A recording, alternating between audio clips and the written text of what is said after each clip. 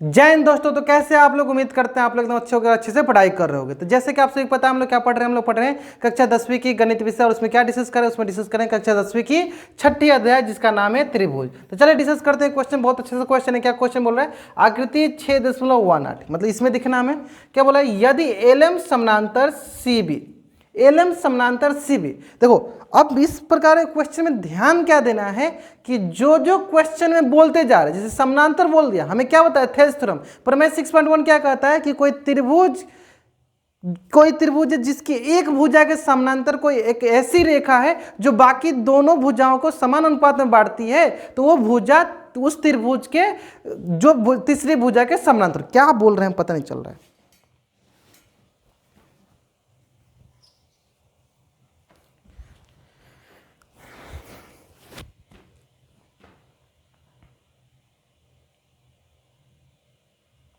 जय हिंद दोस्तों। तो कैसे आप लोग, उम्मीद करते हैं आप लोग एकदम अच्छे हो गए, अच्छे से पढ़ाई कर रहे होगे। तो जैसा कि आप सभी को पता है हम लोग क्या पढ़ रहे हैं, हम लोग पढ़ रहे हैं कक्षा 10वीं की गणित विषय। और उसमें क्या डिस्कस करें, उसमें डिस्कस करें कक्षा 10वीं की छठी अध्याय जिसका नाम है त्रिभुज। और त्रिभुज पढ़ने के दौरान हमने पिछली क्लास में क्या सिखा दिया था आपको, थेल्स थ्योरम प्रमेय 6.1 जिसे बोलते हैं हम ना, क्या बताया था उसमें हमने ये बताया था कि किसी भी त्रिभुज की किसी भी एक भुजा के समानांतर और कोई एक रेखा खींची जाती है, अगर वो रेखा समानांतर हो तो वो रेखा बाकी दोनों भुजाओं को समान अनुपात में बांटती है। तो यानी कुल मिला के कहीं भी हमें समानांतर अभी दिखेगा तो हम डायरेक्ट वहां क्या बोलेंगे कि यहाँ पे थेल्स थ्योरम लगाना है।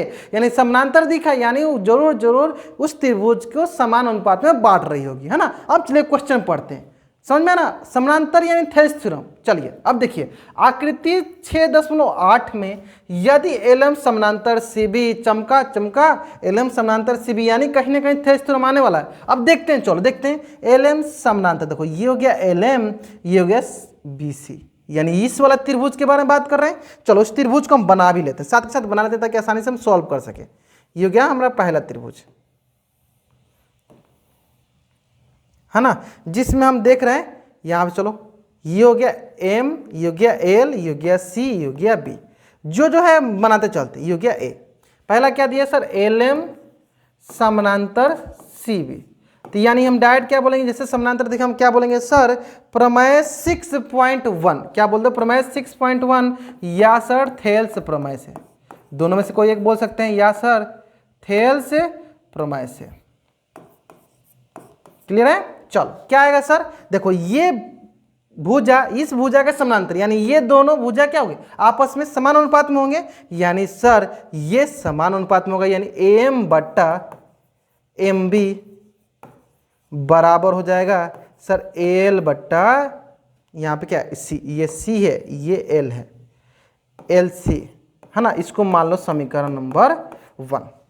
अब आगे पढ़ते हैं सर, बस पढ़ते जाओ, डायग्राम देख के लिखते जाओ। और क्या दिया, एल एन समानांतर सी डी। अब देखो सर ये हो गया एल एन, ये हो गया सर सी डी। यानी अब नीचे वाला त्रिभुज के बारे में बात करें। चलो नीचे वाला त्रिभुज बना लो, यहीं पे नीचे यहीं बना लेते हैं। ये हो गया यहाँ पे, ये हो गया देखो ए, ये हो गया देखो सी, ये हो गया डी, और यहाँ से यहाँ तक क्या हो जाएगा सर, ये हो गया एन, ये हो गया एल।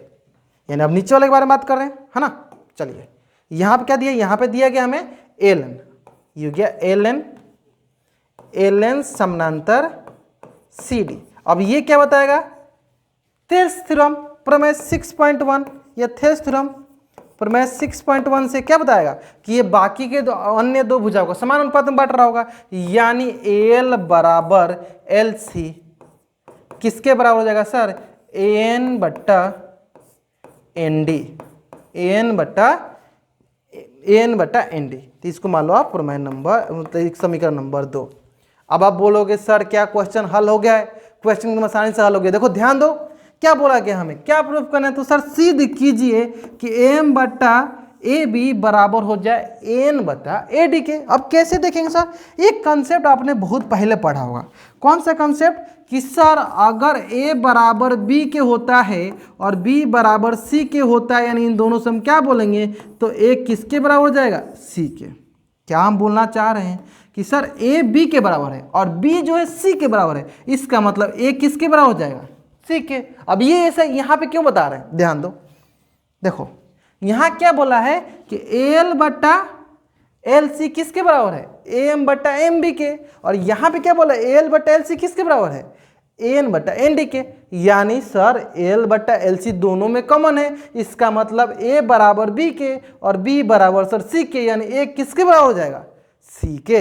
यानी अब देखो आपको अंदाजा लग गया हुआ कि मैं क्या बोलना चाहती हूँ। यानी क्या बोल देंगे हम यहाँ पे, इसको लेके क्या बोल देंगे कि सर समीकरण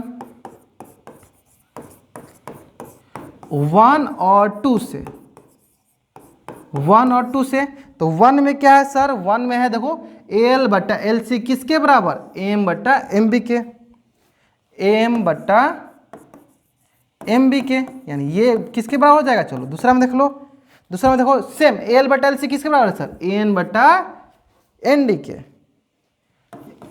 एन बट्टा एन डी के।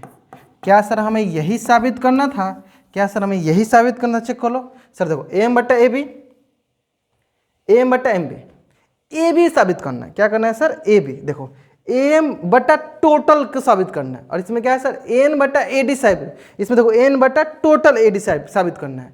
ठीक है, अब देखो यहाँ तक तो बच्चे बना लेते हैं, यहाँ तक बच्चे बना लेते हैं। अब इसके बाद वो सोचने लगते हैं कि सर अब हमें क्या करना चाहिए। बहुत ही आसानी से आप समझ गए कैसे बनाना है इसको, ध्यान दो।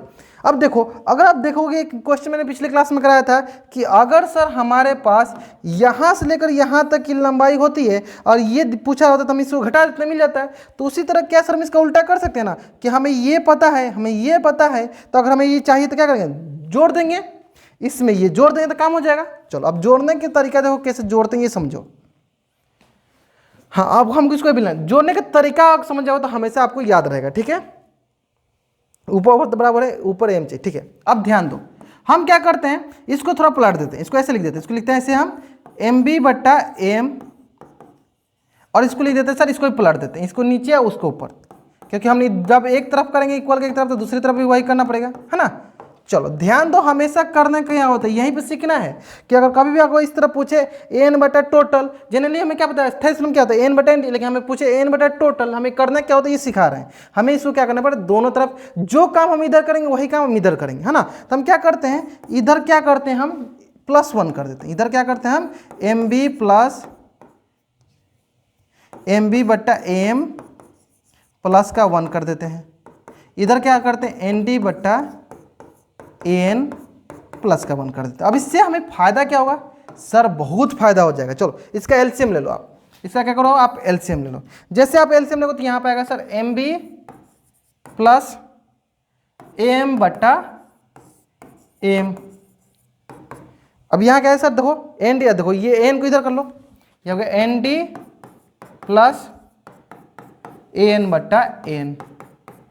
अब आप बोलोगे सर ये क्या हो गया, देखो M B plus M B, चलो देखो ये एम बी प्लस एम, दोनों को जोड़ने पे क्या मिलेगा, जल्दी बताओ, दोनों को जोड़ने पे क्या मिलेगा सर, दोनों को जोड़ने पे ये यहाँ से लेकर यहाँ तक हमें प्राप्त होगा।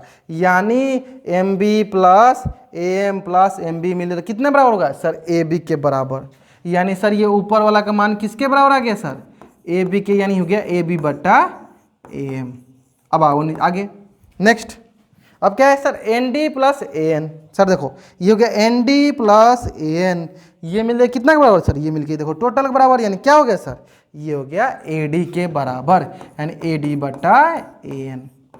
लेकिन सर ये तो हमें उल्टा दिख रहा है सर, हमें तो उल्टा प्रूफ करना है, क्योंकि हमें ए बी तो नीचे लाना है, तो क्या करो दोनों तरफ पलट देते हैं, इधर भी पलट देते हैं, मतलब ऊपर वाला नीचे तो नीचे वाला को ऊपर, यानी ये होगा सर ए एम बट्टा ए बी। जब हमने इधर पलटा है व्युत्क्रम लिया तो इधर भी व्युत्क्रम लेते हैं, एन बट्टा क्या हो जाएगा सर ए डी। और हमें यही तो साबित करना है, हमें तो यही साबित करना है। क्लियर है, हमें क्या करना है, हमें तो यही साबित करना है। मतलब ये देखो आपका साबित हो गया, समझ में है ना। अब देखो बस यहाँ तक बच्चा सब हमेशा मैं भी जब आपके समय साथ में पढ़ता था तो मैं यहाँ तक तो हमेशा बना लेता था, इसके बाद ये थोड़ा प्रॉब्लम होता था। तो देखो मैंने क्या दिमाग लगाया, मैंने दिमाग क्या लगाया, मैंने देखा कि सर एम हमारा तो आ गया था, देखो हमारा एम तो आ गया था, अब हमें नीचे ए बी लाना था। तो क्यों ना हम क्या करते हैं, इसको हमने रिवर्स किया और या हम इसमें +1 करें। +1 करने का तरीका होता है, क्योंकि हम +1 करते हैं तो हमें दिख रहा है कि सर इसमें +1 करते हैं तो ये नीचे वाला ऐड हो जाएगा, है ना। इसलिए हम हमेशा ध्यान दो, एक तरीका सीख लो कि हमेशा अगर आपको ए बी मतलब टोटल लाना है, मतलब जैसे जनरली हम क्या बताना चाहते हैं, ध्यान दो कि हमें एक भुजा डिवाइड बाय टोटल भुजा लाना है तो हम हमेशा +1 करके ला देते हैं ना टोटल भुजा, क्योंकि हमने पिछला जो क्वेश्चन कराया था जिसमें हमें मान लो टोटल दिया था और एक नहीं दिया था, हमने घटा रहे थे ना, ठीक उसी प्रकार हम यहाँ +1 करके कर लेते हैं उसको। ठीक है, आप +1 करो या ऊपर नीचे भी जोड़ दो, वो भी आपका आंसर सही होगा उसी तरह भी। ठीक है, चलिए क्वेश्चन और करते हैं जो इसी से रिलेटेड क्वेश्चन है, ठीक इसी प्रकार क्वेश्चन है। क्या बोला है, देखो क्वेश्चन मैंने बताया क्या, जो जो दिया रहेगा उसके हिसाब से त्रिभुज बना लो, आपका आंसर सिंपल दिखेगा, है ना। देखो थेल्स थ्योरम आपको समझ में आ गया होगा अच्छे से। पैरेलल दिया नहीं, थेल्स थ्योरम लाया, क्या बोला गया है कि आकृति 6 यही है, डी समानांतर AC। अब डी खो ढूंढते, देखो ये हो गया DE समानांतर AC, यानी ये वाला त्रिभुज। चलो छोटा छोटा त्रिभुज बनाते हैं ऐसे, तो ये हो गया देखो हमारे पास B और यहाँ हो जाएगा देखो E, ये हो गया D, ये हो गया C और ये हो गया A। चलो बनाते चलो, अब लिखते चलो। तो यहाँ से हमें क्या मिल गया, D समानांतर AC, और ये क्या देगा हमें, प्रमेय 6.1 से या थेल्स प्रमेय से, थेल्स प्रमेय से बोल दो क्या दे देगा ये देगा सर, देखो ये BD बट्टा DA बराबर हो जाएगा हमारे पास BE बट्टा EC। समझ में आ गया, यहाँ तक क्लियर है, यहाँ तक मिल गया हमें, एक ये मिल गया। चलो आगे बढ़ जाए नेक्स्ट। अब क्या देखो, DF समानांतर किसके है, AE के। DF समानांतर किसके है, AE के। चलो DF देखते हैं, चलो ये वाला देखो DF समानांतर हो गया, ये वाला भुजा समानांतर क्या, AE के। यानी हमें इतना ही त्रिभुज के बारे में बात करना, हमें क्या करना है सर, इतना ही त्रिभुज के बारे में बात करना। चलो वही त्रिभुज बना लेते हैं हम, वही त्रिभुज बनाते, चलो यहाँ से लेकर यहाँ, और ये हो गया, और यहाँ से ये हो गया, है ना। चलो ये हो गया DF और ये हो गया हमारे पास AE, और यहाँ क्या हो गया B। चलो इसको अब लिख लेते हैं, क्या है सर, यहाँ पे हमें दिया है DF समानांतर AE, तो अगेन इसमें भी क्या लगाएंगे सर, प्रमेय 6.1 बोलो या थेल्स थ्योरम बोल दो, दोनों में से कोई बोल सकते हैं। प्रमेय 6.1 बोलते हैं थेल्स थ्योरम। तो यहाँ से क्या है सर, ये भुजा देखो BD बट्टा क्या गया, BD बट्टा DA, और ये आ जाएगा सर हमारे पास BF बट्टा FE, BF बट्टा FE। क्लियर है। चलो तो दो समीकरण हो गया हमारे पास, इसको मान लो पहला समीकरण, इसको मान लो दूसरा समीकरण। अब आपको थोड़ा सा इसमें कॉमन दिख रहा होगा, A बराबर B या A बराबर B, तो देखो यहाँ पे BD बटा D आ रहा है, इसमें भी देखो BD बटा D आ रहा है, इसका मतलब ये इसके बराबर हो जाएगा। यानी हम क्या बोलेंगे, यहीं पे बोल देते चलो समीकरण 1 और समीकरण 2 से वही कंडीशन A बराबर B बराबर C, तो यानी क्या बोलेंगे AC के बराबर होगा। ये देखो BD बटा D AC के बराबर है, देखो BD बटा D AC के बराबर, यानी ये दोनों कितना होगा, आपस में बराबर हो जाएंगे। यानी यहाँ से क्या दिखा, BF बट्टा B बट्टा EC बराबर हो जाएगा यहाँ पे नीचे BF बट्टा FE के, BF बट्टा FE के। तो क्या ये प्रूफ करना था क्या, BF बट्टा FE, देखो BF बट्टा FE बराबर हो क्या गया, B बट्टा EC के। हाँ सर वही प्रूफ करना है, सर वही प्रूफ करना है। देखो तो ये साबित हो गया। बताओ इसमें कोई रॉकेट साइंस था, कोई रॉकेट साइंस था, कोई रॉकेट साइंस नहीं। अधिकतर बच्चे तो ये त्रिभुज देख के भाग जाते हैं, ऐसा करना ही नहीं है। हमें क्या पता है सर, समानांतर यानी थेल्स थ्योरम लगेगा, यानी प्रमेय 6.1 लगेगा तो लगेगा। समानांतर डाट लगाया, दो समीकरण बनाए, दोनों में देखा A बराबर B बराबर C, तो क्या बोलेंगे A C के बराबर। खेल खेल में हम देखो सीख गया, है ना। चलो इसी तरह आगे के जो क्वेश्चन है ना उसको भी हम लोग ऐसे ही धीरे धीरे जहां हमें समानांतर दिखा वहां पर क्या लगेगा हमारे पास कि थेल्स थ्योरम यहाँ पे आने वाला है ना। चलिए तो उम्मीद करते हैं आप मेरा पीछे के सारे वीडियो देखते आ रहे होगे, और इस तरह मतलब त्रिभुज आप पहली बार पढ़ रहे होगे तो आप ज़्यादा से ज़्यादा लोगों के बीच में शेयर करो, ताकि बाकी बच्चे भी इसी प्रकार से त्रिभुज पढ़े और उनका भी त्रिभुज से डर खत्म हो जाए, है ना। चलिए मिलते हैं नेक्स्ट क्लास में, जहाँ पे हम लोग ढेर सारे क्वेश्चन डिस्कस करेंगे। इसके अलावा बहुत बच्चों का कमेंट ये आ रहा था कि सर मैं स्टूडेंट फ्रेंड्स का बुक फॉलो कर रहा हूँ, या बहुत बच्चे ये भी बोलते हैं सर मैं इंग्लिश मीडियम से आर्य सवाल का मैं बुक फॉलो कर रहा हूँ, कि मैं उसका क्वेश्चन पूछ सकता हूँ। हाँ आप ऑफकोर्स उसका भी क्वेश्चन पूछ सकते हो, ज़्यादा से ज़्यादा क्वेश्चन पूछो, जितने जैसे हमसे कनेक्ट हो सकते हो उससे कनेक्ट हो। जैसे कि आप कमेंट में पूछो, कमेंट में पूछो, लेकिन जरूर पूछो, डाउट अपना अधूरा नहीं रखना है, ठीक है।